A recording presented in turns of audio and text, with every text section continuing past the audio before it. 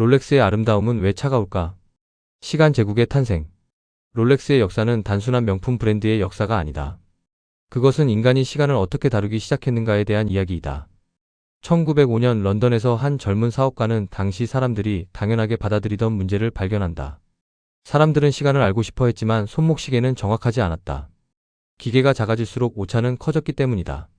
그래서 정확한 시계는 대부분 주머니 속의 회중시계였다. 한스 빌스도르프는 하나의 질문을 던졌다. 시간은 인간의 몸 위에서 움직여야 하는 것이 아닐까?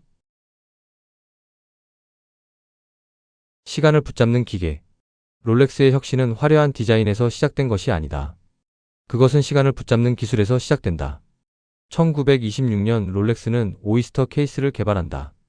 이 케이스는 먼지와 습기를 완전히 차단한다. 그 순간 시계는 외부 환경으로부터 분리된 기계가 된다. 1931년 롤렉스는 퍼페추얼 로터라는 자동 태엽 장치를 만든다. 이 장치는 손목의 움직임만으로 시계를 감는다. 인간이 움직이면 시계도 움직인다. 이 순간 시계는 단순한 장치가 아니라 인간의 몸과 함께 작동하는 기계가 된다. 롤렉스는 시간을 몸 위에 고정시키는 장치가 된다. 시간을 소유하려는 인간. 시간은 원래 인간의 것이 아니다. 시간은 우주의 운동이다. 지구의 자전과 공전이 만들어낸 자연의 흐름이다. 그러나 인간은 이 거대한 흐름을 이해하기 위해 시간을 나누기 시작한다. 초로, 분으로, 시간으로 나눈다. 이렇게 나누어진 시간은 점점 더 정밀하게 측정된다. 그리고 그 단위는 마침내 인간의 손목 위에 올라온다. 롤렉스는 시간을 측정하는 게 아니라 시간을 소유하고 있다는 감각을 만들어낸다. 시간은 모든 사람에게 흐르지만 롤렉스는 그 시간을 통제한다. 구조적 질서. 롤렉스의 아름다움은 기계적 질서에서 나온다. 다이얼의 인덱스는 정확한 간격으로 배열된다. 베젤의 톱니는 동일한 리듬으로 반복된다. 브레이슬릿의 링크는 일정한 구조를 유지한다.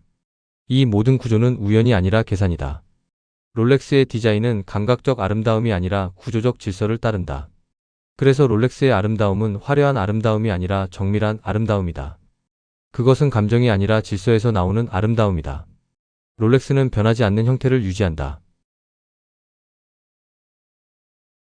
존재의 빛. 롤렉스는 완벽한 기계 질서가 만든 아름다움이다. 그러나 아무리 완벽해도 살아있는 존재가 아니다. 질서를 보여줄 수 있지만 생명의 빛을 발할 수 없다. 그 안에는 생명의 떨림이 없다. 신플라톤주의 철학자 플로티누스는 아름다움을 전혀 다른 방식으로 이해했다. 아름다움은 외적인 비례에서 나오지 않는다. 아름다움은 존재 내부에서 빛처럼 솟아난다. 롤렉스는 시간에 생명성이 빠져 있다. 생명의 고동이 드러나지 않는다면 그것은 진정한 아름다움이 아니다.